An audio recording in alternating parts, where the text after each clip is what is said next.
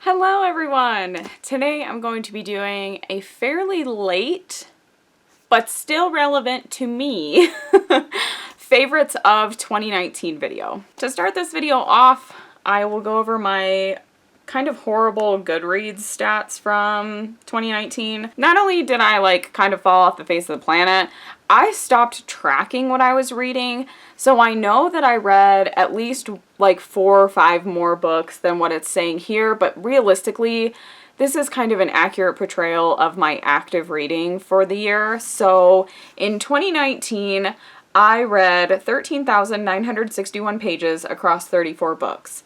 Yes, I only got to 34 books before basically failing my Goodreads challenge and falling apart with my life. I still managed to have a top 5 and a bottom 5 favorites for the year. So we're going to be talking about my top 5 favorites, and I have them still. I own them all because they were that good. So I'm going to be going in order from my number 5 all the way to my absolute most favorite book that I read for the entire year.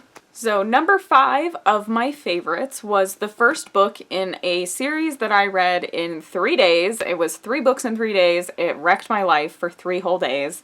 Book 1 is The Kiss of Deception. It's by Mary E. Pearson. And as I tried to display this, it wants to run away.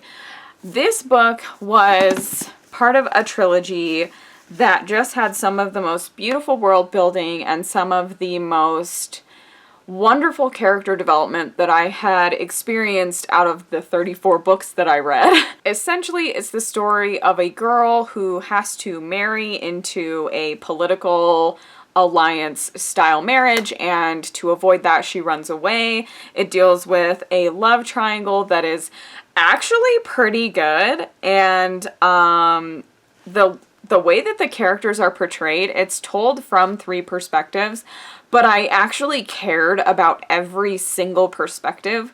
Usually that doesn't happen. When a story is told from multiple perspectives, there's always at least one that I don't care about and I will skip because I don't care.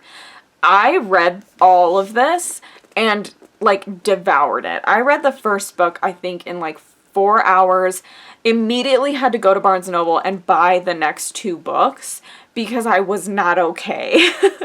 So number 5 on my list was Kiss of Deception, and then I proceeded to read the rest of the series and fell in love with the rest of the series. So if I have to recommend a fantasy young adult world to you that has actually believable characters, really great world building, a kind of an interesting way of portraying different characters and different mindsets, I would recommend this. It's delightful. Number 4 on my list of favorites was Warrior of the Wild by Trisha Levenseller. This is a standalone novel that deals with a kind of, I hate that I keep saying kind of. I'm going to make an active choice not to say that anymore. It's a standalone novel.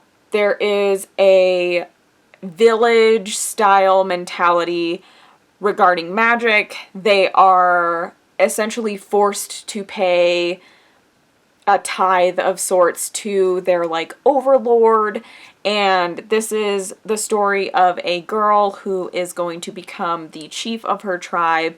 She commits some sort of atrocity that gets her cast out, and this is the story of her fighting her way back and not just accepting the fate that was given to her, but choosing to make her own.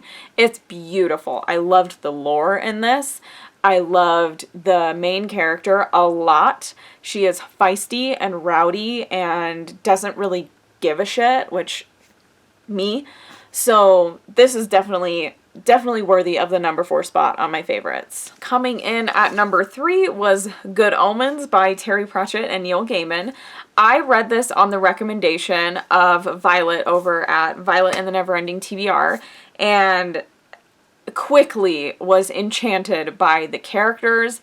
The apocalypse is coming, and it is being brought about by essentially a 12-year-old boy. I don't remember how old the kid is, but it's the events of the end of the world as told through the perspectives of an angel and a demon, and their attempts to stop the apocalypse because they want to continue to be with each other on the planet that they've come to love, which is Earth. It is endearing, it is funny, it's witty. I actually burst into tears laughing at one of the scenes being described in this book, and I wish I still had that footage because I was crying laughing. It was so good.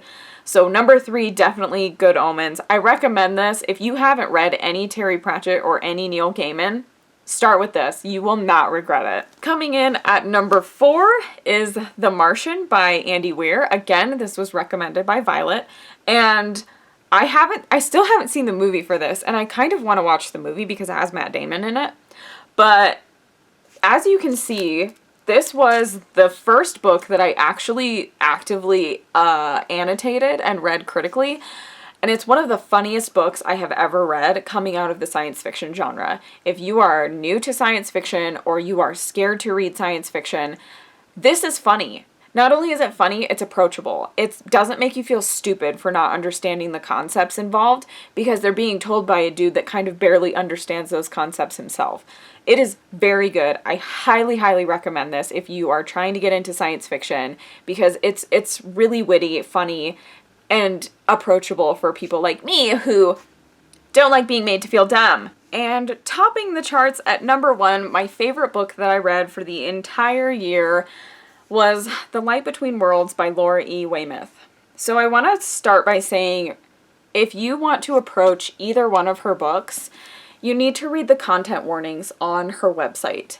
These books deal with heavy, heavy mental health topics, and they deal with them in a way that is incredibly accurate to somebody that has experienced them. So if you are not ready to read content that is potentially harmful to your current state of mind or may trigger you into a state of mind, these are not the books for you. However, for me, this was one of the most impactful things that I have read in a very long time.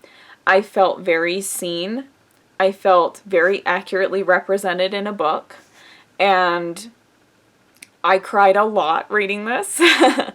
But essentially, this is a family that is dealing with the separation of home and family and the various ways that the 2 main girls deal with that. It is told in 2 parts. And I very much identified with the younger sister perspective. And there were parts in the older sister perspective that ruffled some feathers in the community, essentially making this, I think, a book that isn't received very well because there are people bring their own perceptions to a novel instead of letting the book, like, kind of talk to you. People bring their own shit to it. So, you know, a lot of people really hate this book. I really, really, really loved it. And it really made a huge difference in a lot of the things that I told myself or continued to tell myself last year. I would often remind myself of some of the concepts in this book and just kind of take a step back and realize, oh, okay, you know, I'm not a burden. So, yeah, this is probably one that will not show up on a lot of people's top 5 books. But for me, this is definitely my favorite book. It will continue to have a place on my shelf, and I will continue to check back in with it and read my favorite parts. Those are my favorites. I hope that it inspired you to pick some of them up. I would love to see what your favorite books were for the year. Again, I have been binge watching booktube videos on like a loop endlessly in the background of my life right now to try and catch up. So I've probably seen yours, but if you think I haven't or I haven't left a comment on yours yet, then let me know down below if you did a favorites video for 2019 and I will happily watch it. Thank you guys so much. If you want to interact with me more, I have a Twitter, and I don't know if my Bookstagram thing is active right now, but I definitely am active over on Twitter, so check me out over there. And I will see you guys in my next video. Bye!